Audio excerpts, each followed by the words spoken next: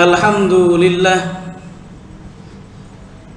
Alhamdulillahilladzi ja'ala syahra Ramadan syahral Qur'an. Walhamdulillah alladzi amarna bi islahi ma'isatina linailis sa'adah wa ridha.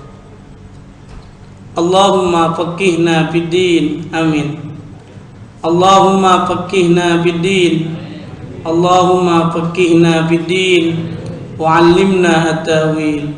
Allahumma barik lana wa ballighna Ramadan walhamdulillahi rabbil alamin. Amma ba'd, faqad qala Allah Ta'ala fi kitabihil aziz. Bismillahirrahmanirrahim. Syahru Ramadan alladzi unzila fihil Qur'an hudal linnasi wa bayyinatin minal huda wal furqan. Al-ayat. Wa qala an-nabiyyu sallallahu alaihi wasallam, nawwiru buyutakum bi salati wa tilawatil Qur'an. Sadaqallah wa sadaqa rasulun nabiyul habibul karim. Walhamdulillahi rabbil alamin. Hadirin hadirat jamaah salat Isya, tarawih dan witir di Masjid Al-Kautsar yang dimuliakan oleh Allah Subhanahu wa taala. Tema yang akan kita bahas malam ini yaitu tentang nuzulul Quran. Kalau kita ingin membahas tentang nuzulul Quran, berarti ada dua kata, nuzul dan Al-Quran. Nuzul asal katanya nazala, yaitu turun. Al-Quran yaitu bacaan. Namun secara istilah yaitu wahyu yang diberikan dari Allah Subhanahu wa taala kepada Nabi Muhammad melalui malaikat Jibril, yaitu kita kenal dengan Al-Qur'anul Karim. Oleh karenanya mana nuzulul Quran, yaitu diturunkannya Al-Qur'an. Ada banyak pendapat para ulama kapan pelaksanaan nuzulul Al-Quran, nuzul Quran, turunkannya Al-Quran. Allah telah menegaskan di dalam surah Al-Baqarah, ternyata Al-Quran diturunkan di bulan apa, hadirin hadirat? Di bulan Ramadan. Syahru Ramadan alladzi unzila fihil Quran. Ayat 185 Allah telah tegaskan Al-Quran itu diturunkan di bulan Ramadan.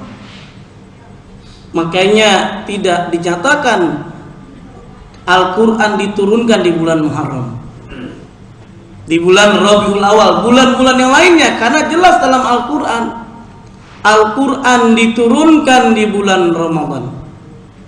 Bahkan Al-Quran diturunkan pada malam yang penuh dengan keberkahan, yaitu di bulan Ramadan.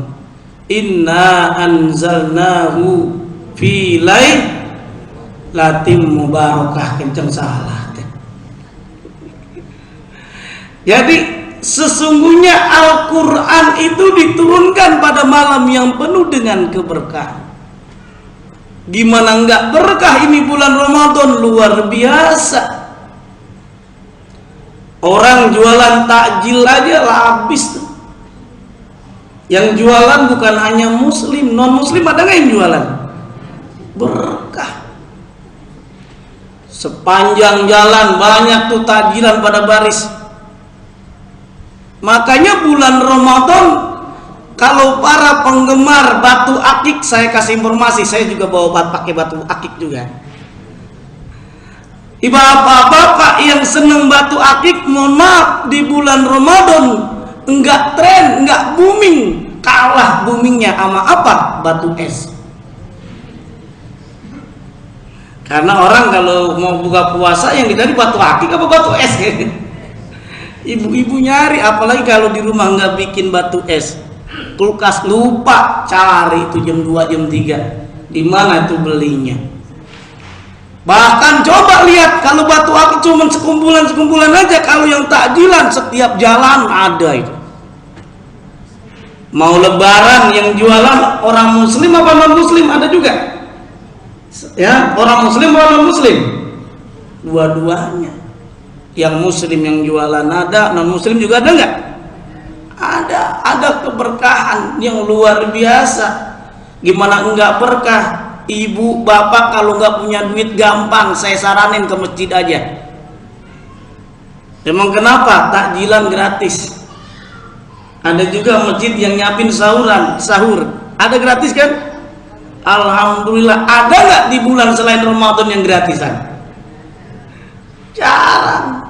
Nikmat rasanya. Inna anzalnahu fi lailatin mubarakah. Ternyata Al-Quran diturunkan pada malam yang penuh dengan keberkahan. Berkah itu di dalam bahasa Arab namanya ziyadatul khair, bertambah kebaikan. Harapannya kita masuk bulan Ramadan, amal kebaikan kita meningkat. Bukankah Rasul menyeru kepada kita saat kita berpuasa, kita bersedekah. Ada orang yang mau buka puasa, iftar jama'i, kita sedekah, maka Rasul menyatakan kita walaupun berpuasa pahalanya ditambah orang yang berbuka puasa. Alhamdulillah, nikmat rasanya. Apalagi Al-Quran diturunkan di bulan Ramadan. Namun demikian ulama ada perbedaan pendapat. Apakah Al-Quran diturunkan pada malam tanggal 17 Ramadan atau pada malam Lailatul Qadar? Kalau dalam surah Al-Qadar Allah telah menegaskan inna anzalnahu fi lailatul qadar. Al-Quran itu diturunkan pada malam Lailatul Qadar. Kalau kita baca dalam berbagai hadis dalam Sahih Bukhari dan Muslim, maka kita akan menemukan ternyata kalau yang namanya malam Lailatul Qadar itu lebih cenderung kepada ganjil.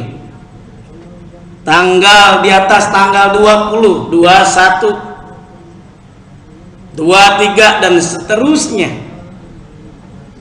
Itu dikategorikan antara bulan-bulan itu, akhir bulan itulah Al-Quran diturunkan.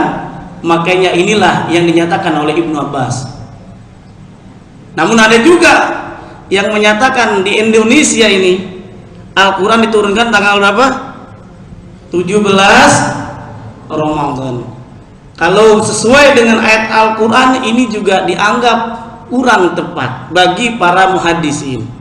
Karena Al-Quran diturunkan inna anzalnahu fi lailatul qadar. Malam Lailatul Qadar 17 sudah masuk belum kira-kira? Belum masuk. Tapi lagi-lagi namanya Al-Mubarak Puri, beliau lebih cenderung tanggal 17 Ramadan adalah nuzulul Quran. Terlepas ada perbedaan pendapat tersebut, yang penting bagi kita sebagai umat Islam, Al-Quran diturunkan di bulan Ramadan buat apa sih? Buat kita sebagai umat Islam, ternyata Allah menegaskan hudal linnas, sebagai petunjuk bagi manusia, wa bayyinatin, dan memberikan penjelasan buat kita semuanya. Al-Quran ini ibarat way of life. Sebagai Al-Quran ini ibarat kompas. Kalau kita naik kapal air, kalau kompasnya tidak berfungsi, kira-kira nyasar nggak jalannya? Ya kan, akan nyasar. Termasuk kita dalam perjalanan. Al-Quran ini ibarat lalu lintas yang ada petunjuk arah itu. Oh ini mau ke arah Surabaya, ini ke arah mana itu. Kalau tidak ada petunjuk kita nggak mau nanya, nggak mau turun. Kira-kira nyasar nggak itu? Nyasar. Al-Quran sebagai petunjuk ini ada yang dibolehkan, ini ada yang diharamkan. Di dalam Al-Quran kita tidak boleh makan daging-daging yang diharamkan oleh Allah Subhanahu wa Ta'ala. Di antaranya apa? Daging babi. Kalau daging sapi boleh nggak? Daging sapi boleh. Ternyata ada hikmah yang luar biasa. Para medis, para dokter meneliti kenapa umat Islam tidak boleh makan daging babi. Ternyata diteliti, dalam daging babi itu terdapat cacing pita. Awalnya saya nggak paham bagaimana itu cacing pita, tapi terbelalak mata saya, Masya Allah, hikmatut tasri. Kenapa Allah melarang umat Islam makan daging babi? Dalam sebuah YouTube pernah saya lihat, dibandingkan daging sapi dengan daging babi. Daging sapi warnanya agak kemerah-merahan, kalau daging babi agak keputih-putihan. Rupanya ketika daging sapi disiram dengan air yang suhu derajatnya 100 derajat Celcius, daging sapi yang awalnya merah berubah menjadi putih, agak keputihan, tidak ada reaksi apa-apa seperti biasanya. Sangat terkejut saya ketika melihat air yang disiram 100 derajat Celcius disiram dengan ke daging babi. Ternyata dalam daging babi itu muncul cacing-cacing yang semakin panas itu air, itu semakin keluar banyak cacing-cacing. Masya Allah, bagaimana kalau dikonsumsi, dimakan dalam manusia. Al-Quran luar biasa. Dalam Al-Quran dinyatakan juga tidak boleh kita minum minuman keras. Ternyata beberapa tahun lalu ketika saya sedang mengisi acara di Bogor, rupanya ada mantan pengguna narkoba. Dia curhat, Pak Ustadz, saya ini mantan pengguna narkoba, saya ini sudah tobat tapi mohon maaf terlambat saya tobat saya. Apa sebabnya? Sekarang saya memang sudah tidak mengkonsumsi narkoba, jenis sabu-sabu dan lain sebagainya, tapi bagaimana saya bilang terlambat? Setiap hari saya memakai pempes anak-anak, ibu punya anak-anak kan, itu pakai pempes setiap hari. Awalnya sebelum dia pakai pempes, ketika dia jalan, dia mencium bau kotoran, nih siapa yang buang aja. Dia nggak sadar, otaknya nggak nyambung, di belakangnya sudah ada yang keluar dari jalur depan dan belakang. Bukankah dalam Islam dilarang kita untuk minum minuman keras? Innamal khamru wal maisir rizqum min amali syaitan, itu perbuatan setan. Fajtanibu, jauhin. Ternyata dia ingin buktikan, kenapa kok bisa konslet, tidak nyambung ini otak organ tubuhnya dengan yang bagian bawahnya. Rupanya suatu ketika ibunya beli daging dan sudah dipotong-potong dagingnya kayak ukuran semur daging, semur dendeng gitu ya, bikin dendeng. Ibunya masuk ke dalam, dia ambil tuh daging barang satu potong, kemudian dia masuk ke dalam, dia masih ingat masih ada sisa-sisa narkoba jenis sabu-sabu. Kemudian dia tutuplah itu kunci kamarnya rapat-rapat, dia ingin buktikan apa yang terjadi, kok bisa badannya hancur. Rupanya daging itu langsung ditaburin kayak bedak gitu Pak, jenis sabu-sabu. Awalnya kalau daging sapi merah, agak merah-merahan, dalam hitungan beberapa menit itu daging langsung gosong hitam. Terbayang, Masya Allah, boleh jadi organ tubuh saya hancur karena konslet. Kalau konslet udah susah, ini nikmat rasanya. Bahkan di dalam Islam pun diajarkan juga kita untuk senantiasa melintasi bumi. IT, sains dan teknologi. Di dalam Al-Quran dinyatakan ditantang umat Islam, ditantang manusia dengan teknologi yang dia miliki kalau ingin bisa melintasi langit dan bumi. Kalau dulu belum ketahuan yang namanya pesawat, Allah telah tantang, ya ma'sarul jinni wal ins, wahai sekelompok jin dan manusia, ini stata'tum antan pudu, jika kamu ingin melintasi min aqtaris samawati wal ar, melintasi langit dan bumi, Allah menegaskan fanbudu, silakan lintasi. Bahkan ada catatan dari Allah dalam firman-Nya, la tanbuduna illa bisultan, kamu tidak akan bisa melewati langit dan bumi kecuali illa bisultan, dengan kekuatan yang ditafsirkan oleh ulama-ulama kontemporer, yaitu sains dan teknologi. Alhamdulillah sekarang kita bisa menikmati pesawat terbang. Walaupun Indonesia sedang berkabung dengan pesawat apa Bapak-bapak Ibu-ibu? Hercules. Kita doakan semoga saudara-saudara kita yang muslim amal ibadahnya diterima oleh Allah Subhanahu wa taala.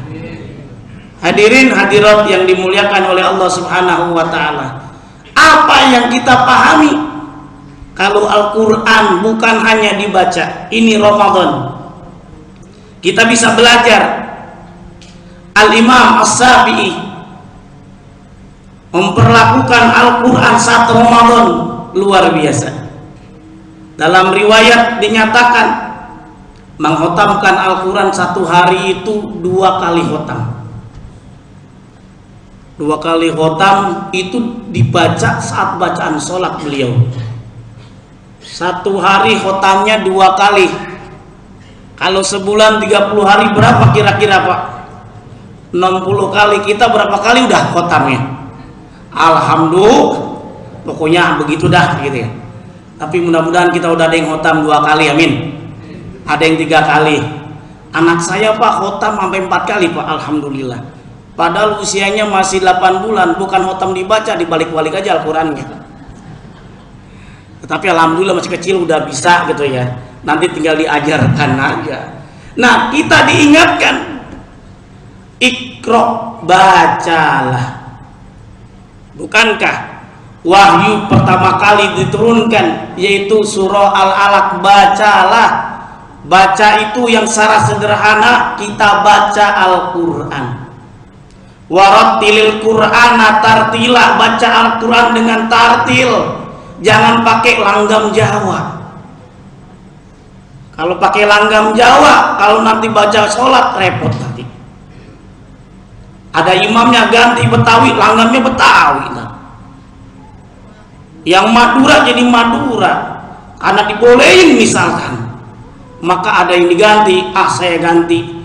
Pakai langgamnya bukan lagu Nusantara, lagu dangdut.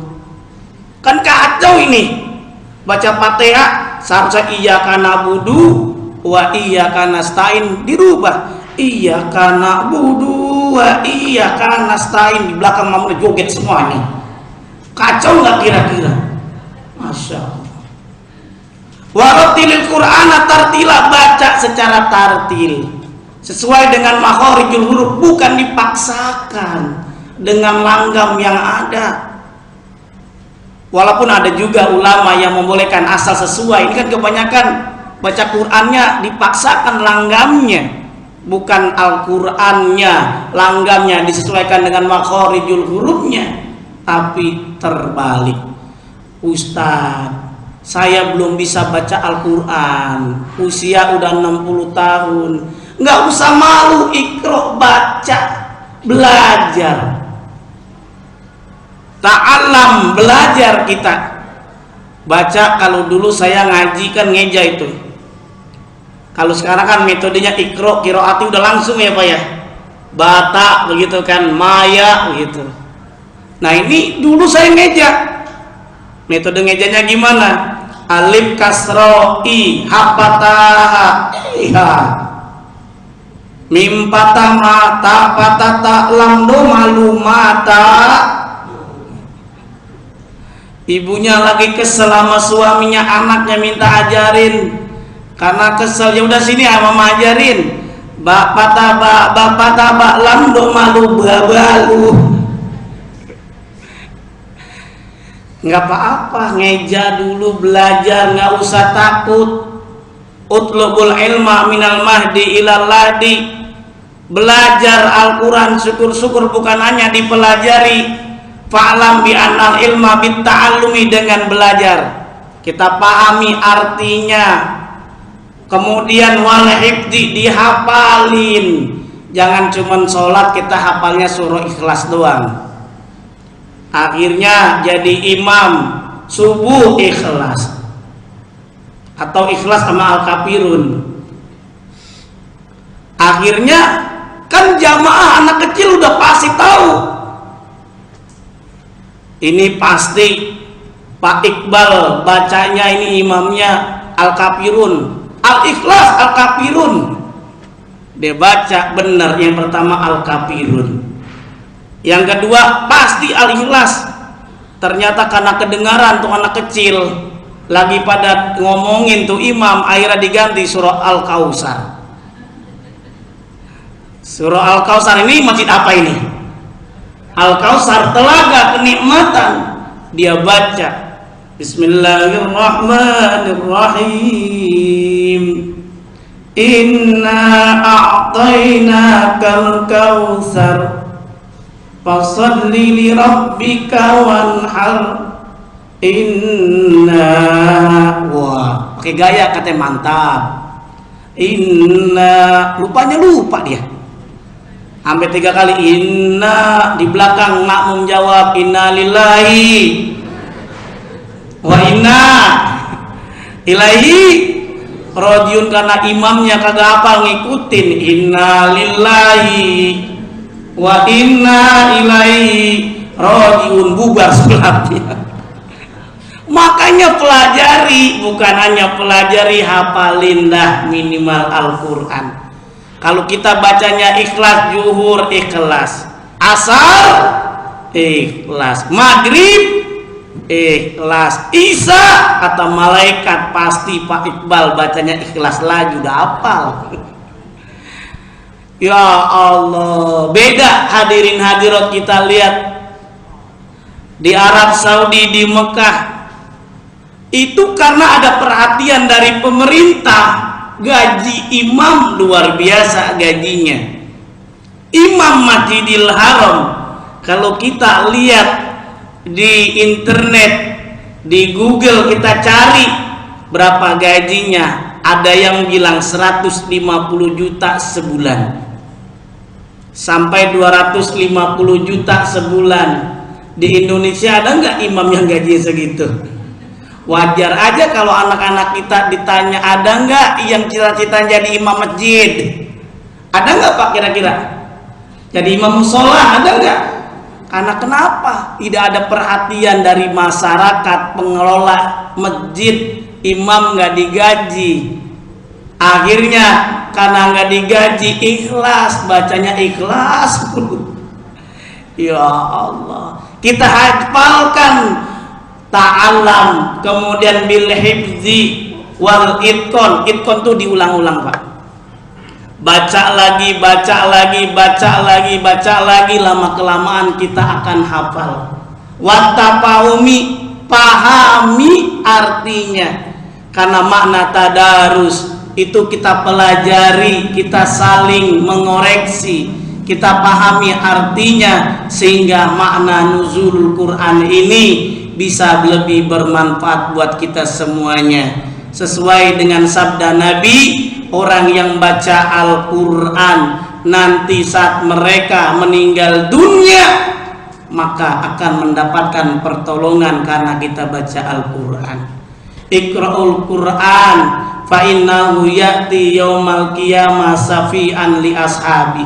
Baca oleh kita Al-Quran karena nanti saat kita meninggal dunia ada syafaat bagi kita baca Al-Quran. Itu bagi yang baca. Kalau yang nggak baca gimana Pak?